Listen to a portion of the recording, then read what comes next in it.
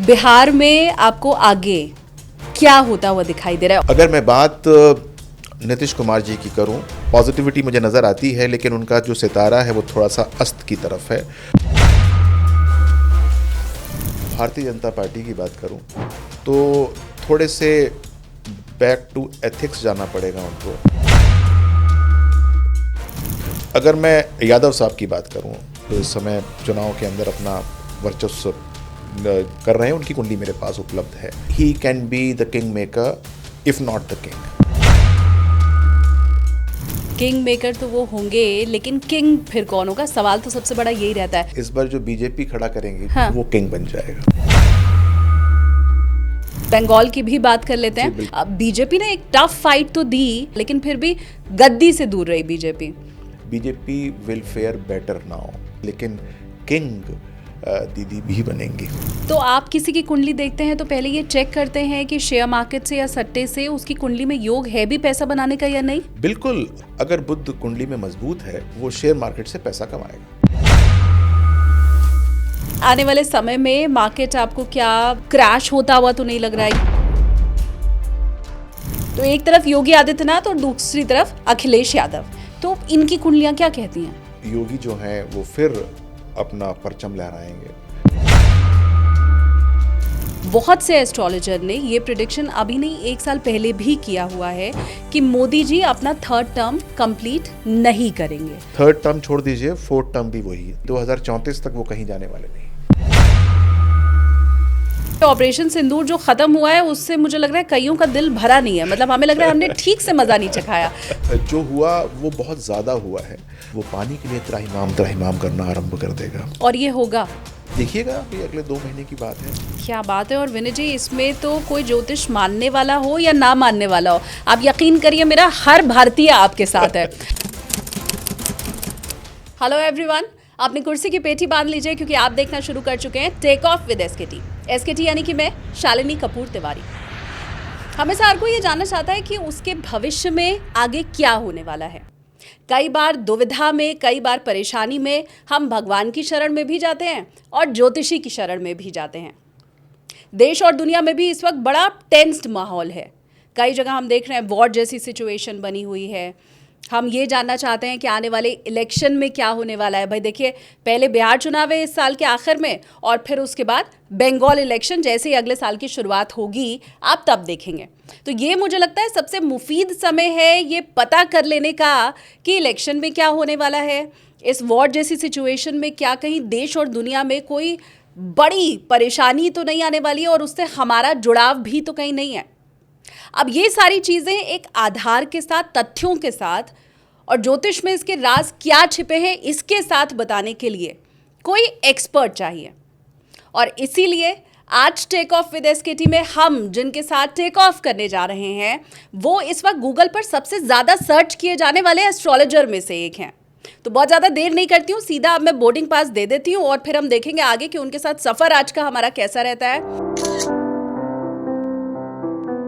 Astrologer विनय बजरंगी जी हमारे साथ मौजूद हैं। स्वागत है सर आपका। नमस्कार। तो ये मैंने ठीक कहा कि तथ्यों के साथ और बाकायदा ज्योतिष के राज क्या है उनके साथ आप हमें आज सटीक भविष्यवाणी बताएंगे। तथ्यों की बात तो मैं नहीं करता, लेकिन हाँ ये ज़रूर बताऊंगा कि स्टार्स क्या कहते हैं, ग्रह क्या कहते हैं, नक्षत्र क्या कहते हैं, और यदि हम किसी स्टेट की बात करें और यदि हम किसी व्यक्ति विशेष की बात करें तो उस समय उसका क्या उसका रिजल्ट हो सकता है, हाँ उसके बारे में ज़रूर बताऊंगा मैं आपको। मैं आगे भविष्यवाणी की तरफ रुख करूं कि, और मैं एक्सपेक्ट करूं कि आज कुछ बड़ी भविष्यवाणियां आपकी तरफ से की भी जाएंगी। तो उसके पहले क्योंकि हम सब ये समझना चाहते हैं कि ज्योतिष में क्या देख करके या किस ढंग से आप लोग भविष्य के बारे में बता पाते हैं। बड़ा अच्छा क्वेश्चन है ये।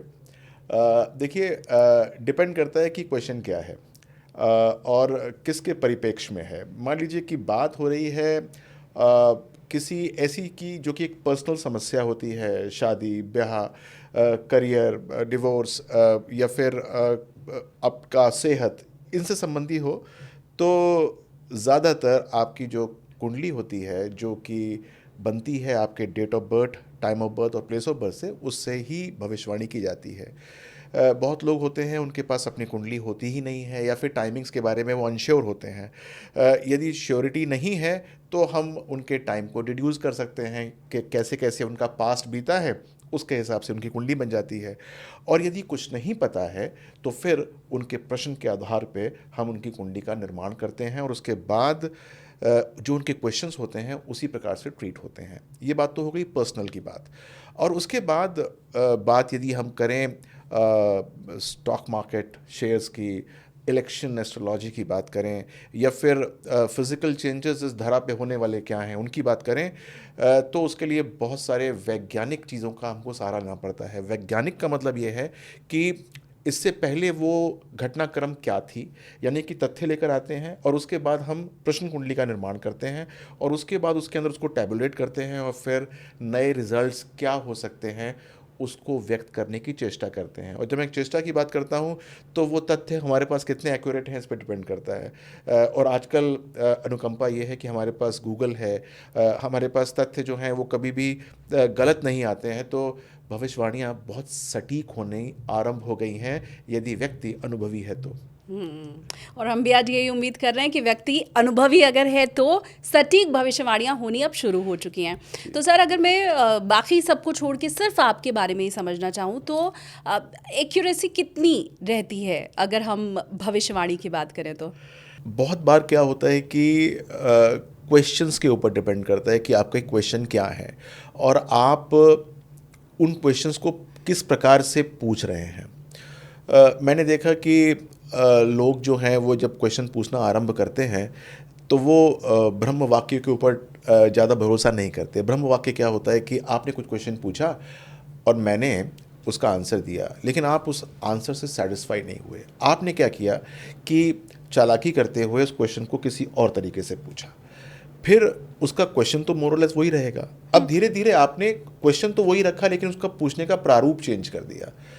तो फिर क्या होता है कि हम भी ह्यूमन होते हैं, हम फिर आपके ही इन्फ्लुएंस में आना शुरू हो जाते हैं, कहते हैं नहीं नहीं ठीक है, हो जाएगा, हो सकता है, कोई बात नहीं। तो यहाँ पर ये कहूँगा कि यदि आप कोई भी एस्ट्रोलॉजर हो, एक्सपीरियंस होना चाहिए, उसको कुंडली मांचनी आनी चाहिए अच्छी तरीके से, उसके ब्रह्म वाक्य के ऊपर जाएं तो निश्चित तौर से जो एक्यूरेसी है वो 99.99% मिल जाएगी।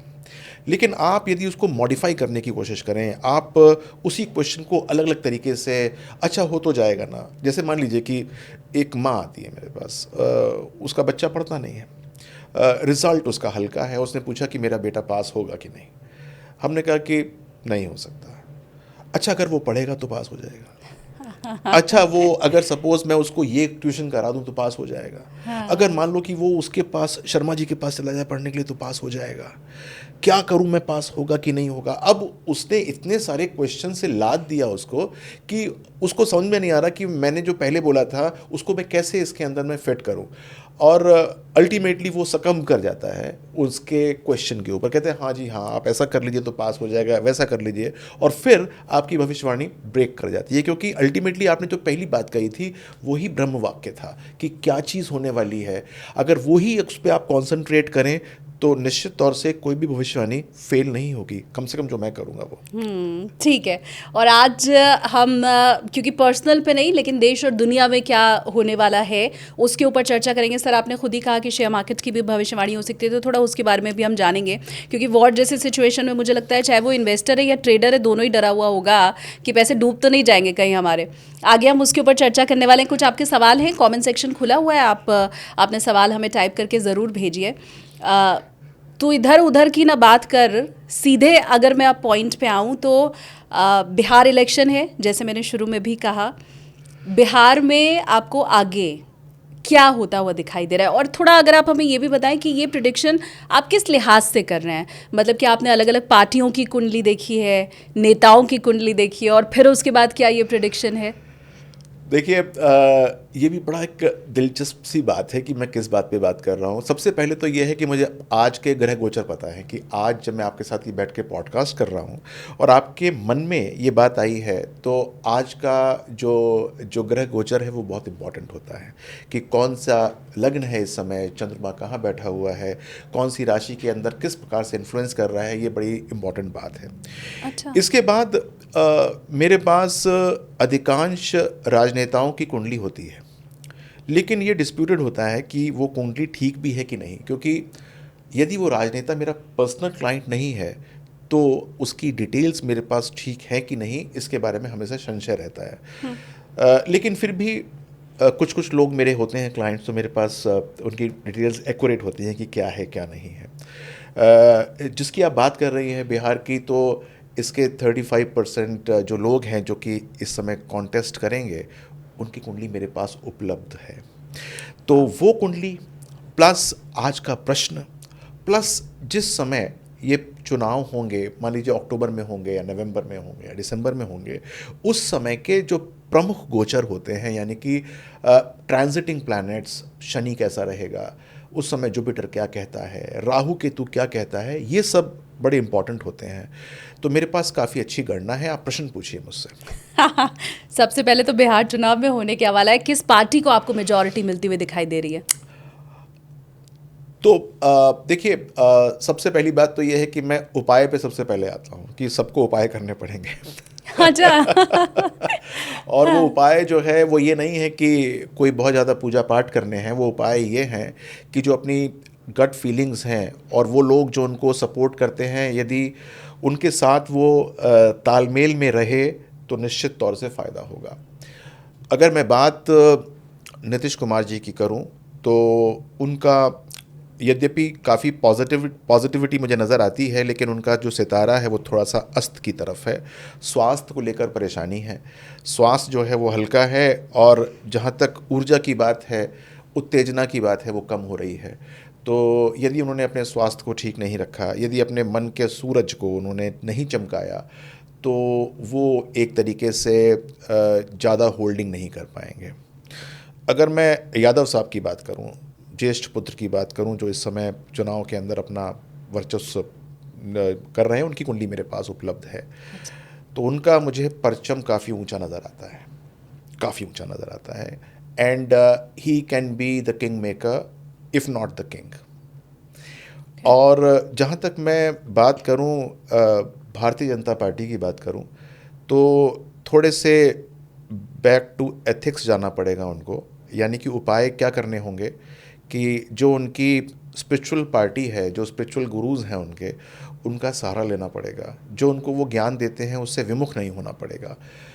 यानी कि आरएसएस के साथ उनका यदि संबंध ठीक रहेगा तो निश्चित तौर से जो उनकी गाइडेंस होगी तो बीजेपी आगे बन के आ सकती है। तो it is going to be a better field for BJP and Tejashwi Yadav both. दोनों के दोनों गेन करने वाले हैं, लेकिन किंग मेकर की भूमिका के अंदर इस समय जो मुझे नज़र आता है वो यादव साहब होंगे। किंग मेकर तो वो होंगे, लेकिन किंग फिर कौन होगा? सवाल तो सबसे बड़ा यही रहता है। अभी तक तो हमने देखा है किंग मेकर चाहे कोई भी है, किंग तो नीतीश ही बनते हैं, और इस बार आप कह रहे हैं कि उनका भी सितारा आपको थोड़ा अस्त तो मैं दिखाई दे रहा है। आपको बताऊं कौन होगा इस बार जो बीजेपी खड़ा करेंगी, जो एकदम राहु निकाल के देते हैं वो किंग बन जाएगा। ओके जी। तो ये मैं प्रेडिक्शन आपकी मानूं कि चाहे सहारा किसी का भी लेना पड़े, किंग मेकर कोई भी बने, पर सीएम की गद्दी पर फिर बीजेपी का ही कोई शख्स बैठ रहा है। बीजेपी का शख्स बैठेगा, नंबर 1। और नंबर 2, उसको उपाय करना पड़ेगा बीजेपी को। और उपाय मैंने बता दिया कि जो स्पिरिचुअल उसका पाथ है उसको छोड़ना नहीं है। यानी कि वहाँ से जो जो संदेश पार्टी को मिलते हैं उससे विमुख नहीं होना है बीजेपी को। यदि वो वहाँ से विमुख हो जाती है, यानी कि आरएसएस का दामन हल्का करती है या फिर वहाँ पर तवज्जो नहीं देती है, तो उसको नुकसान होने की संभावना हो जाएगी। तो ये आप नोट डाउन करके रख लीजिए। अभी इलेक्शन में कम से कम 6 महीने का वक्त बाकी बचा है। 6 महीने पहले ही आपको विनय जी ये बता रहे हैं कि भैया इस बार जो मुख्यमंत्री है वो बीजेपी की तरफ से ही मिलने वाला है। अब किंग मेकर तेजस्वी बनते हैं नहीं बनते हैं, उनके साइड से क्या बीजेपी को सपोर्ट मिलता है या नहीं मिलता है, ये बात की बात है। उपाय अगर बीजेपी ने वही अपनाया जो विनय जी ने बताया है, तो मुख्यमंत्री इस बार बिहार में बीजेपी का बनने वाला है। जी, ये बिल्कुल। बहुत बड़ा प्रिडिक्शन है, क्योंकि जी, बिल्कुल। इसके पहले हम ये देखते हैं कि बड़ा भाई छोटा भाई वाली जो भूमिका रहती है उसमें बीजेपी छोटा भाई दिखाई देती है बिहार के अंदर। तो ये बहुत बड़ा प्रिडिक्शन है आपकी तरफ से। छोटा भाई भी किंग बन सकता है ना। बहुत बार ऐसा इतिहास में हुआ है कि छोटे भाई ने जो है राजगद्दी संभाल ली है। हाँ। तो इस बार ऐसा हो सकता है कि छोटा भाई जो है वो राजगद्दी संभाल ले, बड़ा भाई को अपदस्थ कर दे। हाँ, और एक्साइटमेंट अब मेरा और बढ़ गया है कि बिहार को लेकर के जब इतना अच्छा प्रिडिक्शन हमें मिल गया है, तो अब हम बंगाल की भी बात कर लेते जी, हैं। बिल्कुल। बंगाल की बात इसलिए भी क्योंकि पिछले इलेक्शन में हमने देखा विनय जी कि बीजेपी ने एक टफ फाइट तो दी, उसकी सीटें बढ़ी ज़रूर, और ऐसी भी आई कि जो पहले कभी कोई सोच नहीं सकता था, अकल्पनीय था, लेकिन फिर भी गद्दी से दूर रही बीजेपी। और ममता बनर्जी का तो अभी भी कोई सानी नहीं है बंगाल में। तो बहन जी का फिर भी कोई सानी नहीं होगा, दीदी का। दीदी का। जी। दीदी का कोई भी सानी नहीं होगा। वो भी इस समय काफ़ी आगे जा रही हैं, लेकिन BJP will fair better now, और अच्छा हो जाएगा। और यहाँ पर भी उसको उपाय करना पड़ेगा बीजेपी को, और वो उपाय मैंने फिर बताया, जो उपाय बिहार में करना होगा बिल्कुल सेम उपाय उसको यहाँ पर बंगाल में करना होगा, कि उसको अपनी जो आरएसएस की जो सिग्निफिकेशंस आते हैं, आरएसएस की जो सिग्नल्स आते हैं, उसको फॉलो करेगा तो निश्चित तौर से फ़ायदा होगा।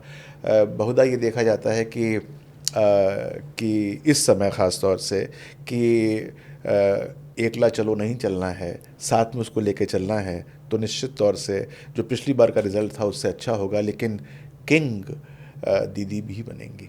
अच्छा।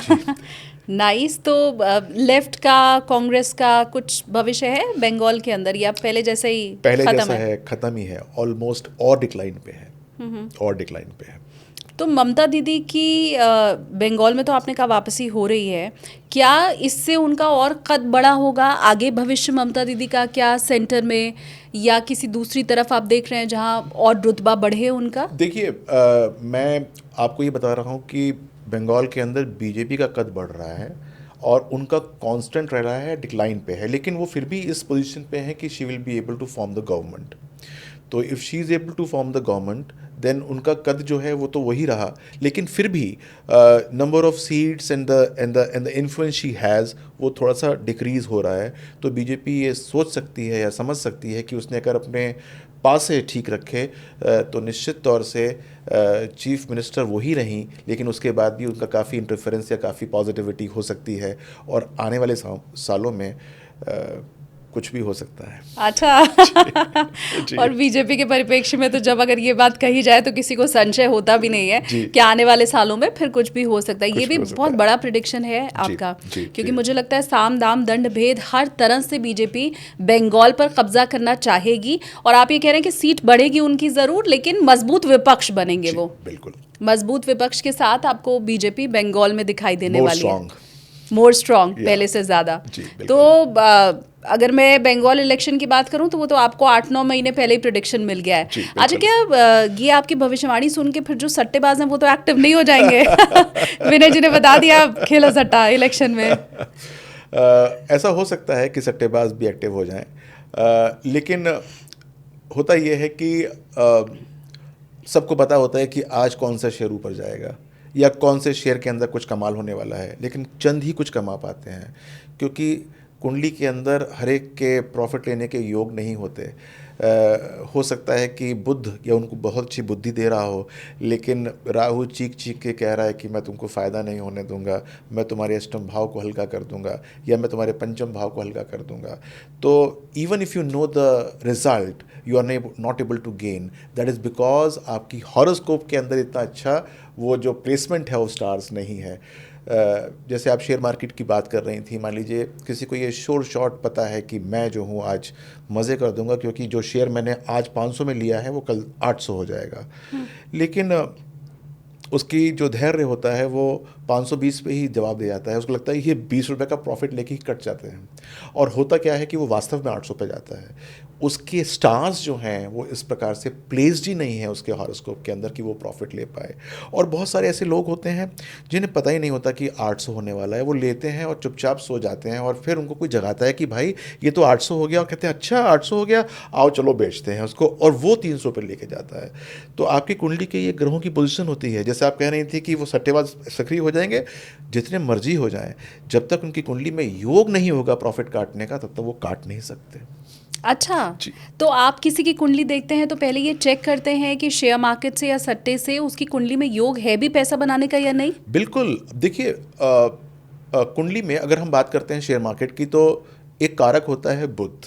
अगर बुध कुंडली में मजबूत है तो वो शेयर मार्केट से पैसा कमाएगा। लेकिन शेयर मार्केट एक चीज़ नहीं है ना, कुछ लॉन्ग टर्म है, कुछ शॉर्ट टर्म है, कुछ इंट्राडे है, कुछ ऑप्शन ट्रेडिंग है, डेरिवेटिव मार्केट है। इसके अलावा आईपीएल में बहुत सारे लोग सट्टा लगाते हैं या हाँ। इधर उधर लगाते हैं। हाँ। तो आपके पंचम भाव कितना मजबूत है नहीं है, आपका अष्टम भाव कितना मजबूत है कि नहीं है, लक्ष्मी योग धन योग बन भी रहा है कि नहीं बन रहा है। मान लीजिए कि कुंडली कहती है कि बहुत अच्छा कमाओगे भाई शेयर मार्केट के अंदर, लेकिन राहु जो है वो आपको कह रहा है कि मैं आपको टेम्परामेंटली वीक कर रहा हूँ। मान लीजिए कि आपका शनि जो है नीच अवस्था का बैठा हुआ है, आप इतना प्रॉफिट झेल ही नहीं सकते, आप उससे पहले ही कांपना शुरू हो गए कि अब मैं करूँ क्या, अरे इतना तो प्रॉफिट हो गया, फटाफट बेचता हूँ कहीं नीचे ना चला जाए क्योंकि मेरा तो एक्सपीरियंस ख़राब है। तो he is not able to handle that. तो ये बड़ा इंपॉर्टेंट है कि आप की कुंडली कह क्या रही है, कि प्रॉफिट तो दिखाई दे रहा है लेकिन आप उसको अवेल नहीं कर सकते। या फिर हो सकता है कि आपके कुंडली के अंदर बहुत अच्छे योग बैठते हों। तो मैंने देखा है कि बहुत सारे लोग जब सब नुकसान कमा रहे होते हैं उसके अंदर भी वो गेन के ऊपर होते हैं, यानी कि जब सबके जो पोर्टल्स होते हैं वो लाल होते हैं, वो ग्रीन के ऊपर खेल रहे होते हैं। तो it is your inner temperament and capabilities जिसको आपको डेवलप करनी चाहिए कि क्या करना है क्या नहीं करना।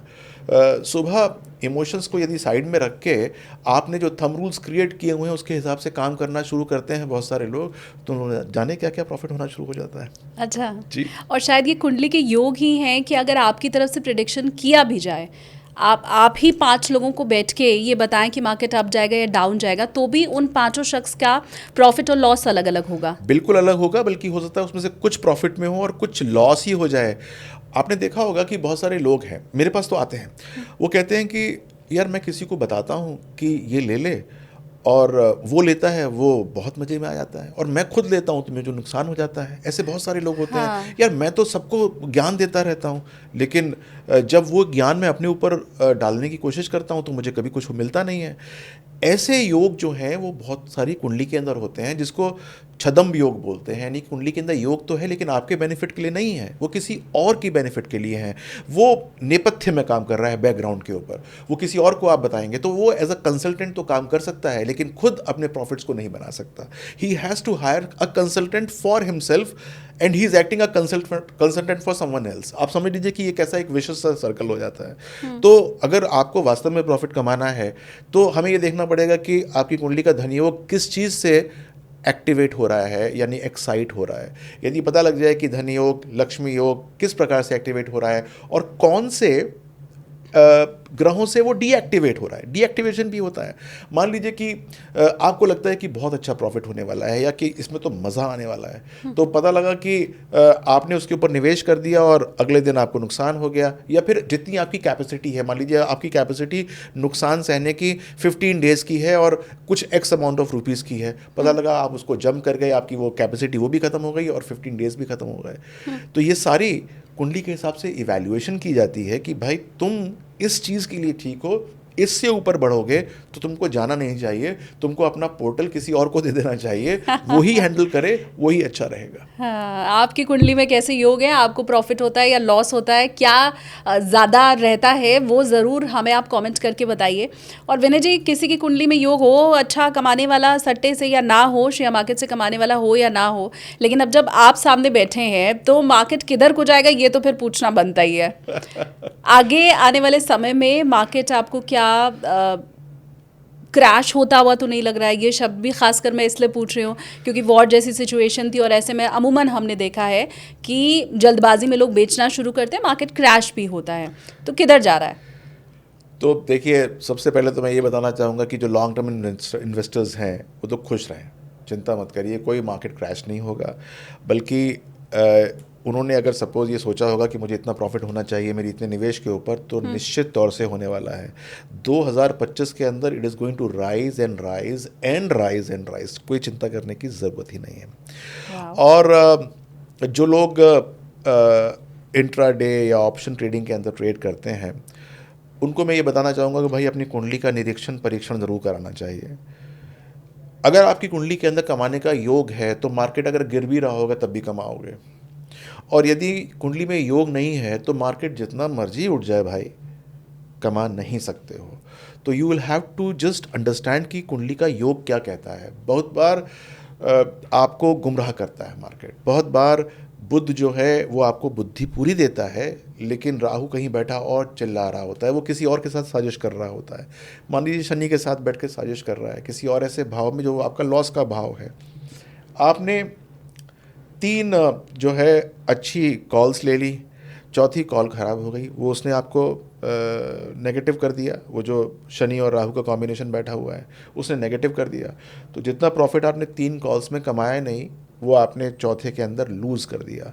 तो ये देखना बड़ा इम्पॉर्टेंट है। और मैंने देखा कि लोग आते हैं और डिस्कस करते हैं कि भाई मैं बहुत अच्छा कमाता था या कमा रहा हूँ, और मैं इतना प्रॉफिट कमा के बैठा हूँ, और मेरे को बस एक ऐसा आया कि मेरा सारा का सारा उड़ गया। तो मैं ये पूछता हूँ उनसे कि भाई आप अपना इवैल्यूएट कभी करते हो? आपने एक्स और वाई जेड को मुझे आप कोट मत करो कि आपने एक शेयर में कितना कमाया। मुझे ये बताओ कि मान लीजिए कि आप मई में बैठे हैं, तो 31 मई तक आपने कितने निवेश किए थे, विज टू विज कितने पैसे आए, या फिर 3 महीने के होराइज़न के अंदर आपके कितने पैसे आए, और 6 महीने के होराइज़न में कितने पैसे आए। यदि आप हर में लाल में चल रहे हैं तो इसका मतलब आपने यदि 1-2 शेयर के अंदर कमा लिए जो आपको बिल्कुल एक्साइटमेंट या प्रफुल्लित कर रहा है कि मज़ा आ गया मज़ा आ गया, इसका मतलब है नहीं। इसका मतलब कुछ ना कुछ तो कमी है। या फिर 1 साल के होराइज़न के अंदर आपने मान लीजिए कि 11 महीने अच्छा किया, वो सब ग्रीन में था, और 1 महीने में आपने सब गंवा दिया। ऐसा कहा जाता है, कुंडली में योग होता है कि अगर वो योग नहीं है तो आप बेशक जितना मर्जी कमा लीजिए, आपको पैसा मिला शेयर मार्केट से, आपने घर में लगवा लिया दरवाज़ा, और यदि योग नहीं है तो वो दरवाज़ा तो जाएगा ही जाएगा, साथ में जो चौखट जिसमें आपने लगाया था वो भी चली जाएगी। तो ऐसा ना हो कि आपकी अपनी मूल संपत्ति हट जाए। बहुत लोग हैं जो कि पैसा बैंक से उधार लेते हैं शेयर मार्केट में लगाने के लिए। हाँ। बहुत लोग हैं जो अपना मकान गिरवी रख देते हैं। बहुत लोग हैं जो अपने बीवी बल्कि औरतें अपने गहने गेवर जो है जेवर वो गिरवी रख देती हैं, सोचती हैं कि हमने सीख लिया, 3 महीने का कोर्स कर लिया और अब हम बिल्कुल निपुण हो चुकी हैं और हम अब जो मर्जी करना चाहें वो करेंगी। लेकिन सब के सब जो है वो पैसे गंवाते हैं। आपको शायद पता हो ना पता हो, 100 लोग यदि ट्रेड करते हैं हिंदुस्तान में तो 92% लूज मनी। सेबी का डेटा है जी। right. और 8% जो पैसा कमाते भी हैं उसमें से 95% मार्जिनल कमाते हैं। मार्जिनल सिर्फ 2-3% लोग हैं जो कि बहुत अच्छा पैसा कमाते हैं। तो अंडरस्टैंड दैट कि आप वो 2% में आ भी रहे हैं या सिर्फ आप मृग तृष्णा की तरह घूमे जा रहे हैं। कोशिश हम हालांकि हमारी यही है कि आपकी भविष्यवाणियों के जरिए ज़्यादा से ज़्यादा लोगों को वो 2% नहीं तो 8% वाली श्रेणी में तो हम लेके आ ही पाएँ, क्योंकि भविष्य जब आपको पता है, और आपने कहा भी 2025 में मार्केट राइज ही करता दिखाई दे रहा है और डरने की इसमें फिर कोई ज़रूरत नहीं है। लेकिन आगे फिर क्या 26 में डर है? अभी तो मैं 25 और 26 की बात करूंगी, उसके आगे तो खैर किसने देखा है। देखिए, मैंने 26 को बहुत ज़्यादा इवैल्यूएट नहीं किया। हाँ। लेकिन 26 के अंदर मार्च अप्रैल तक तो आपको जो असर आएगा वो 2025 का ही आएगा। अच्छा। और एक बार जब जुपिटर कर्क राशि से निकल के जब आएगा सिंह राशि के अंदर मिड ऑफ 2026 के अंदर, तब जाकर थोड़ा बहुत जो है वो नीचे होने की संभावना है। लेकिन इन जनरल 26 भी ओवरऑल एक पॉजिटिव नोट के ऊपर ही जाएगा। जहाँ तक लड़ाई वड़ाई की बात है या अभी कुछ ऐसे अटैक्स हुए हैं या इंडिया ने कुछ किया है, तो वो चीज़ें जो हैं वो अब हल्की पड़ चुकी हैं। और मैंने पहले प्रेडिक्ट भी किया था कि सर्जिकल ही रहेगा, आगे होगा, आगे ऐसा नहीं है कि नहीं हो रहा, आगे होगा। लेकिन इंडियन इकोनॉमी के ऊपर फ़र्क नहीं पड़ने वाला। हो सकता है कि अपने जो पड़ोसी हैं उनके फ़र्क पड़ जाए, लेकिन हमारे ऊपर फ़र्क नहीं पड़ रहा उसका। अब तो मेरा इंटरेस्ट दूसरी तरफ चला गया। आपने कहा कि आगे होगा, मतलब आगे सर्जिकल स्ट्राइक और होगी? जी, मैंने तो बिल्कुल साफ-साफ कह रखा है कि होगा 270 डेज़ का एक मैंने प्रेडिक्शन दिया था और ये प्रेडिक्शन जो है वो मेरे ख़्याल से अप्रैल था, पहलगाँव के आसपास मैंने दिया था ये कि 270 डेज़ तक जो खतरा है वो अपने पड़ोसियों के सर पे मंडरा रहा है। उनकी कुंडली के हिसाब से उनके ऊपर मंडरा रहा है और अगर वो इंडियन गवर्नमेंट या इंडियन कानून के हिसाब से प्रेजेंट नहीं करते अपने आप को तो हम जाकर उनकी धरती के ऊपर वो काम करके आएंगे जो हम उनसे रिक्वेस्ट कर रहे हैं कि भाई खुद ही ख़त्म कर दो। मतलब हम जाकर घुसकर मार के आएंगे? बिल्कुल मार के आएंगे। अच्छा, हाँ, बिल्कुल मार के ये आएंगे। हम में से हर भारतीय मेरे ख्याल से सुनना चाहता है, क्योंकि ऑपरेशन सिंदूर जो ख़त्म हुआ है उससे मुझे लग रहा है कईयों का दिल भरा नहीं है। मतलब हमें लग रहा है हमने ठीक से मज़ा नहीं चखाया। मज़ा तो चखाया पाकिस्तान को, लेकिन हर भारतीय ये सोच रहा है कि अभी तो और इनकी कुटाई होनी चाहिए थी। नहीं, देखिए ऐसा है कि हम लोग सोच बहुत ज़्यादा रहे थे, लेकिन जो हुआ वो बहुत ज़्यादा हुआ है और इसके बारे में वो तो जिनके साथ हुआ है वो बोल नहीं रहे, क्योंकि वो कितना बोलेंगे वो इतना ज़्यादा बोल नहीं सकते और हम लोग ज़्यादा बोल इसलिए नहीं सकते क्योंकि यदि बातें खुलेंगी तो दूर तलक जाएंगी। उसके अंदर फिर चीन भी आ जाता है, अमेरिका भी आ जाता है। बहुत कुछ कर दिया हमने उनके साथ जो कि काफ़ी सारे सालों तक, दशकों तक वो उसको झेलते रहेंगे। और अभी तो सिंधु की जो हमने जो एक युद्ध वो ख़त्म करी है, ट्रीटी ख़त्म की है, हाँ।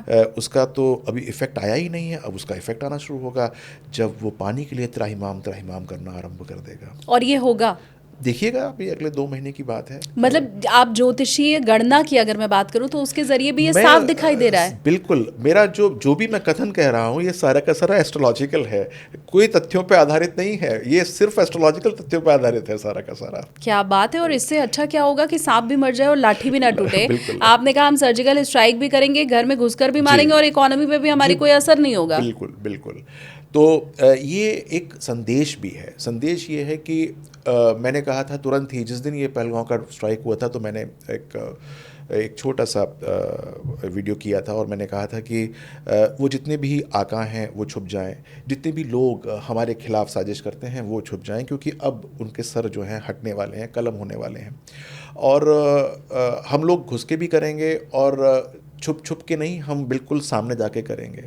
तो वो लोग जितना ज़्यादा आके और बताएंगे कि हमने हिंदुस्तान के साथ ये कर दिया, या जितना जहर उगलेंगे, हमको वो अपने लोकेशंस दे रहे हैं, हम उनको साफ़ कर देंगे। और होना भी शुरू हुआ है। यदि आपने अखबार पढ़ा हो 2-4 दिन पहले तो ये होना भी शुरू हुआ है और होना शुरू हो गया है। और वो जो प्रमुख नाम हैं वो इतिहास में आ जाएंगे, वो फिर अब जीवित नहीं रहेंगे। ये 9 महीने की बात है, 270 डेज़, सब कुछ साफ हो जाएगा।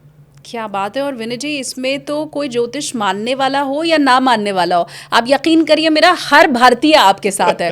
हर भारतीय ये कहेगा कि विनय जी की ये भविष्यवाणी तो सच ही हो जाए, हम तुम्हारे साथ हैं, ये होना ही चाहिए। और इसमें वो जेनजी वाले जो बच्चे होते हैं जो ज्योतिष नहीं मानते हैं, वो भी सुनेंगे तो कहेंगे नहीं नहीं ये तो होना ही चाहिए, ट्रस्ट मी।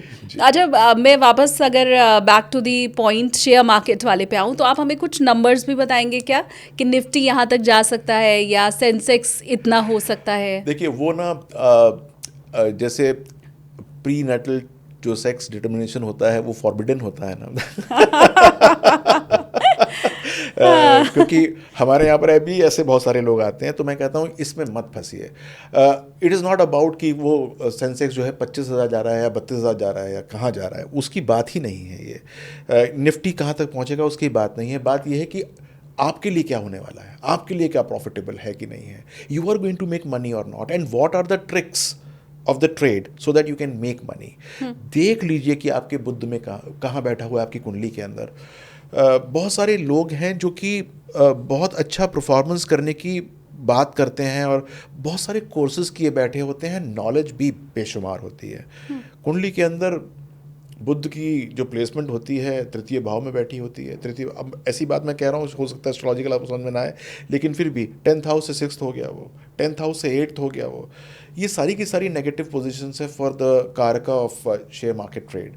और एसोसिएशन फिर जो है नेगेटिव प्लैनेट से हो गया, मान लीजिए शनि बैठे हुए हैं बुध के साथ और वो आपके 10th हाउस से षडाष्टक हुआ है, तो इसका मतलब लॉन्ग टर्म शेयर मार्केट के अंदर भी आप अपने अपने टेम्परामेंट को कंट्रोल नहीं कर पाएंगे। 3 महीने के बाद, 2 महीने के बाद अपने बार बार पोर्टल खोल के देखेंगे क्या हुआ यार, क्या नहीं हुआ, ये नहीं हिल रहा, वो नहीं हिल रहा, ऐसा नहीं हो रहा, वैसा नहीं हो रहा। तो मैं तो ये कहूँगा कि ये नंबर्स को छोड़िए, अपने हॉरोस्कोप को देखिए, उसके नंबर्स क्या कह रहे हैं, कौन से ग्रह चीख रहे हैं, कौन से शांत बैठे हैं और कौन से एक्साइटेड बैठे हुए हैं, किस प्रकार से उनको मनूवर करना है ताकि आपको ही ज़रूर फ़ायदा हो शेयर मार्केट से। एक चीज़ मैं और आपसे समझना चाहूँगी, वो मेरे व्यूवर जो शायद थोड़ा बहुत ज्योतिष जानते होंगे वो अपनी कुंडली भी इसी के साथ टटोलना शुरू कर देंगे।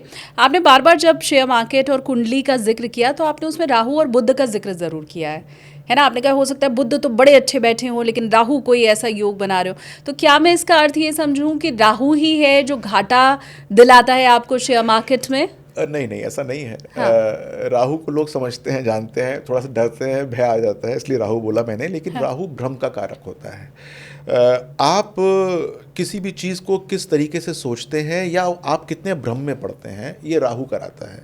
अगर राहु भ्रम की स्थिति दे रहा है, आपको नुकसान हो रहा है, तो किसने भ्रम दिया आपको, या किसी ने एक फॉल्स सिचुएशन किसने खड़ी करी, ये राहु ने खड़ी करी, तो आपको भ्रम दिया, तो इसलिए राहु की बात करते हैं।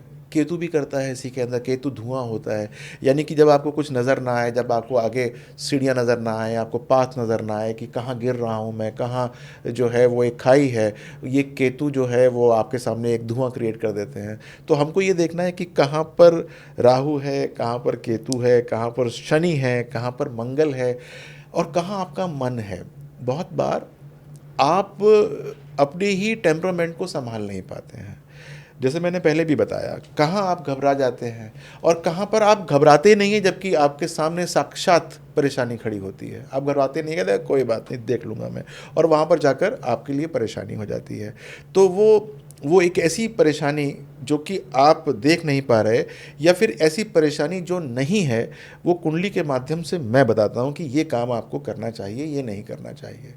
आजकल मैं आपको ये बताना चाहता हूँ कि बहुत सारे लोग अपने व्यापारों को छोड़कर शेयर मार्केट के अंदर लग चुके हैं। वो सोचते हैं कि हम रातों रात अमीर बन जाएंगे, ये काम करना शुरू कर देंगे, वो काम करना शुरू कर देंगे, और छोटा मोटा पैसा चाहिए 10, 20, 25, 50 लाख रुपए कहीं से भी उधार लेके या अपने अकाउंट से निकाल के या अपने मकानों को गिरवी रख के करना शुरू करते हैं।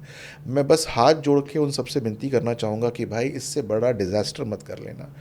अगर कमाना होगा तुमको शेयर मार्केट से ना, तो अपनी नौकरी के साथ भी कमा पाओगे, अपने बिजनेस के साथ भी कमा पाओगे, और यदि नहीं कमाना होगा तो तुम जो मर्जी जतन कर लो, तुम्हारे हाथ से पैसा निकलेगा और तुम ना घर के बचोगे ना घाट के, ना पैसा होगा, और जो काम कर रहे थे वहाँ से भी हाथ धो के बैठ जाओगे।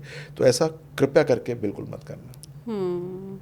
मैं थोड़ा करियर, रिलेशनशिप, इन सब चीज़ों के बारे में भी आपसे समझूं, लेकिन हम चूँकि अभी प्रेडिक्शन वाले फेज़ में हैं, तो थोड़ा आपने, क्योंकि अलग अलग देशों की भी कुंडली ज़रूर देखी होगी, तो विश्व में क्या होने वाला है, भारत का हमने सुन लिया, पाकिस्तान का हमने सुन लिया, हम खुश भी हो गए ये सुन के, लेकिन थोड़ा अगर इसके साथ आप अमेरिका, क्योंकि ट्रम्प अजीब अजीब से फैसले ले लेते हैं, है ना, आपने अगर उनकी कुंडली अगर देखी हो तो आप थोड़ा बताइए ना विश्व में क्या होगा। देखिए, मैं कुंडली विदेशों की मैं नॉर्मली देखता नहीं, लेकिन हाँ मैं ज़रूर देखता हूँ विज टू विज भारत के परिप्रेक्ष्य में कि मेरा कौन शत्रु है। जैसे फॉर एग्जांपल मैं आपकी कुंडली देखूं तो मैं ये देखूंगा कि आपके कौन से शत्रु हैं और आपके कौन से फ्रेंड्स हैं, कौन आपके साथ सम है और कौन आपके लिए विषम है।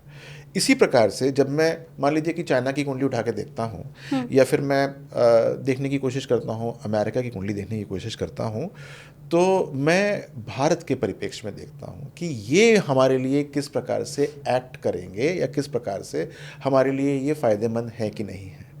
तो मैं ये एक बहुत अच्छी तरीके से इस मंच से लोगों को बताना चाहूँगा, और ये व्यापारी प्रसन्न हो जाएं कि हमारे लिए कोई नेगेटिविटी नहीं है चाइना के साथ, यानी कि जो व्यापार करते हैं चाइना के साथ, या जब वहाँ से अपने लिए कुछ सामान लेकर आते हैं या हम वहाँ भेजते हैं, तो ऐसी कोई नीति नहीं आने वाली है इंडिया और चाइना के बीच में जिसकी वजह से उनका व्यापार प्रभावित हो जाए। यानी कि आप यदि आपकी कुंडली में विदेश से व्यापार करने का योग है और आप चाइना और अमेरिका के साथ व्यापार करते हैं तो चिंता करने की ज़रूरत नहीं है। लेकिन मैं आपके योग को एग्जामिन नहीं कर रहा हूँ, मैं परिप्रेक्ष्य देख रहा हूँ इंडिया का with China and with USA. चिंता की कोई ज़रूरत नहीं है। The relationship with USA and China are going to remain as it is for a longer duration of time। 2025 और 26.5 तक कोई चिंता करने की ज़रूरत नहीं है। इसके बाद मैंने देखा नहीं है। इतना ही बहुत है मुझे लगता है। और मैं व्यूवर्स को ये बताऊं कि दिनेश जी का पॉडकास्ट करने के पहले मेरी उनसे ऐसी कोई बात नहीं हुई थी कि मैं उनसे पूछूं कि ट्रम्प आगे क्या करने वाले हैं या भारत के लिए उनकी नीतियां कैसी रहेंगी या चाइना के लिए। तो आप ये समझिए कि मैं विनय जी का एक तरह से टेस्ट ही ले रही हूँ यहाँ पर उन्हें सामने बैठा करके। अब विनय जी, एक चीज़ और मैं आपसे समझना चाहूँगी, इसी पॉडकास्ट में मेरे टेक ऑफ विद एसकेटी में बहुत से एस्ट्रोलॉजर ने ये प्रिडिक्शन अभी नहीं 1 साल पहले भी किया हुआ है कि मोदी जी अपना 3rd टर्म कंप्लीट नहीं करेंगे। और ये कहने वाला कोई एक एस्ट्रोलॉजर नहीं है, मैं ये भी आपको बताऊं कि ऐसे बहुत से एस्ट्रोलॉजर हैं जो ये बाकायदा क्लेम कर रहे हैं कि मोदी जी का 3rd टर्म तो कंप्लीट नहीं होगा। अब ये अलग बात है कि उसमें कोई कह दे रहा है कि वो प्रेसिडेंट बन जाएंगे, कोई किसी और इशारा कर रहा है। और मैं आपको ये भी बताऊं कि इसमें ज्योतिष की अलग अलग विधा के लोगों की बात सम्मिलित है। मतलब ऐसा नहीं कि वैदिक ज्योतिष कोई जानकार है उसने ही ये बात कही है, सिग्नेचर एस्ट्रोलॉजी जानने वाले ने भी यही बात कह दी, न्यूमरोलॉजी जो जानने वाले हैं उन्होंने भी आके मेरी इसी टेक ऑफ विद एसकेटी में ये भविष्यवाणी कर दी। अब आप चूंकि गूगल पर भी सबसे ज़्यादा सर्च किए जाने वाले हैं और आपकी चूंकि पिछली कई भविष्यवाणियां बिल्कुल सटीक और सही बैठी हैं, इसलिए मुझे लगता है ये बात बताने के लिए सबसे ज़्यादा उपयुक्त अगर कोई है तो वो आप हैं।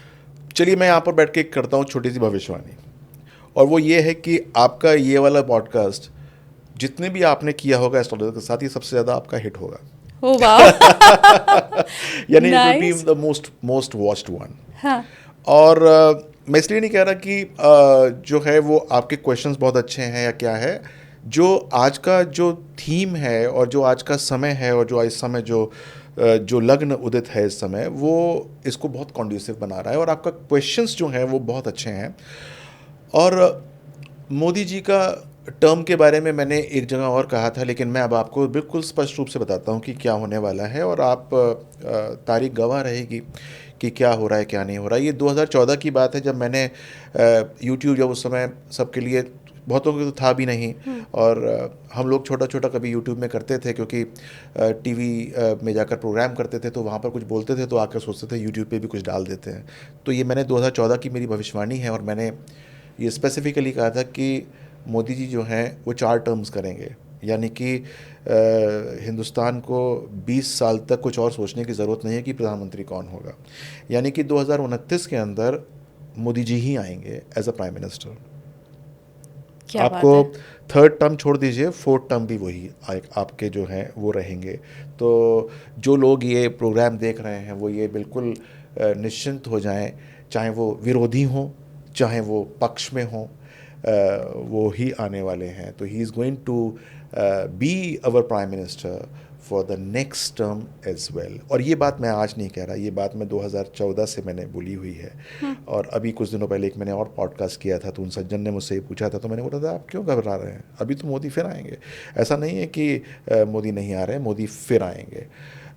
उसके बाद क्या होगा क्या नहीं होगा, कहते हैं उसकी गणना तो एक बात की बात है, लेकिन अभी 2034 तक वो कहीं जाने वाले नहीं। लेकिन विनय जी ये बहुत बड़ी बात है कि 2014 में तब तक बन चुके थे प्रधानमंत्री मोदी जी, या इलेक्शन का दौर था? वो इलेक्शन का दौर था, एंड वो मेरी वीडियो मैंने यूट्यूब पे पड़ी हुई है, उसको कोई भी देख सकता है जाके? कोई भी देखेगा जाकर उसको। ओह माय गॉड, मतलब आपने 2014 में जब मोदी जी बने भी नहीं थे प्रधानमंत्री, आपने तब ये बता दिया था कि वो 4 बार प्रधानमंत्री लगातार बनेंगे। ये सोचना भी उस समय बहुत मुश्किल था विनय जी, क्योंकि ये भविष्यति तो पता नहीं, न भूतो तो जरूर है। पहले ऐसा हुआ नहीं है कभी कि 4 बार लगातार कोई भारत का प्रधानमंत्री बना। मैं आपको अब वही कह रहा हूँ कि वो अब 2029 में जो जिन लोगों ने भी बोला, क्योंकि मैंने भी काफ़ी लोगों के जो गणित हैं पढ़े, पहली बात तो मुझे समझ में नहीं आता कि वो मोदी जी की कौन सी कुंडली उठा के पढ़ते हैं, और दूसरी बात ये है कि वो इतने सक्षम है कि नहीं है। इस बारे में मैं आपको इतना और बताना चाहता हूँ कि आप ये मुझे बताइए कि मान लीजिए कि आपने एक दर्जी का कोर्स सीखा किसी बच्चे ने, तो वो दर्जी जो है वो पहली जो पैंट काटता है या शर्ट काटता है, क्या वो उतनी प्रवीणता से काट सकता है जितनी वो 50वीं काटेगा, या जब वो 100वीं काटेगा, या वो 500वीं काटेगा? यही बात एस्ट्रोलॉजर्स के साथ भी है। एक संवाद है, मैं हमेशा हर एक एपिसोड में बताता हूँ उसको, कि नारद मुनि ने पूछा था एक बार भगवान विष्णु से कि देवादेव कौन जो है सबसे अच्छा ज्योतिषी होता है, कौन, किस पे हमको भरोसा करना चाहिए, किस पे नहीं करना चाहिए? तो भगवान विष्णु ने बहुत सहजता के साथ उनको कहा कि मुनिवर, वो सबसे अच्छा ज्योतिषी होता है जिसने 50,000 कुंडलियाँ देखी हुई हों। 50,000 कुंडली, 50,000 कुंडली का मतलब आप समझ सकती हैं कि कितनी होती होंगी वो। 50,000 लोग हो गए पहली बात तो। और दूसरी बात ये है कि एक आदमी 10-12 कुंडली अगर रोज़ देखे तो 15 से 20 साल लग जाएंगे उसको 50,000 कुंडली देखने में। 15-20 साल का एक्सपीरियंस होना चाहिए उसको, तब जाकर वो उस लेवल पे आता है जिसको सर्टिफिकेशन मिलता है। जैसे आपको सिल्वर बटन या फिर आपको गोल्डन बटन मिला हुआ है, वो मिलता है भगवान विष्णु से कि हाँ, अब तुम जाकर कुछ प्रेडिक्शन कर सकते हो। कौन कर रहे हैं वो प्रेडिक्शन? कि आप जो है वो कुछ भी बोलना शुरू कर दो जो आपके मन में आया। एंड जो मैंने आप एपिसोड शुरू किया था तब मैंने कहा था कि मैं तथ्यों को नहीं जानता, और वास्तव में तथ्यों से जो प्रेडिक्शन करता है वो गलत प्रेडिक्शन करता है। जो कुंडली देखकर प्रेडिक्शन करता है वही तो प्रेडिक्शन होती है। तथ्य से देखकर तो सबको ही कर देते हैं प्रेडिक्शन कि हाँ नहीं, इंडिया जीत जाएगा या IPL में ये जीत जाएगा, सब करते हैं क्योंकि उनको पता होता है कौन सी टीम ठीक खेल रही है, कौन सी नहीं खेल रही है। हाँ। जिसको ये पता नहीं है कि तथ्य क्या है, जिसको कुंडली पता है सिर्फ, वही असली ज्योतिषी है। वरना तो जर्नलिस्ट भी एग्जिट पोल लेके आ जाते हैं। बिल्कुल लेकर आते हैं, रोज लेकर आते हैं, बिल्कुल रिवर्स भी होते हैं कभी कभी। ठीक बात। लेकिन ये जो आपका प्रेडिक्शन है, एक तो ये बहुत लंबे समय तक मुझे लगता है याद भी रखा जाएगा। 2014 में विनय जी ने कहा था, अब देखिए 2025 में मेरे पॉडकास्ट में भी कह दिया है, तो मतलब इलेक्शन तो अब 2029 में है जी। तो 4 साल पहले आपको ये बात भी पता चल चुकी है जी। अब चूंकि तभी तो मैं कह रहा हूँ आपसे कि आपका ये सबसे ज्यादा वॉच तब तक वॉच किया जाएगा, 29 तक भी वॉच किया जाएगा ये। ठीक बात।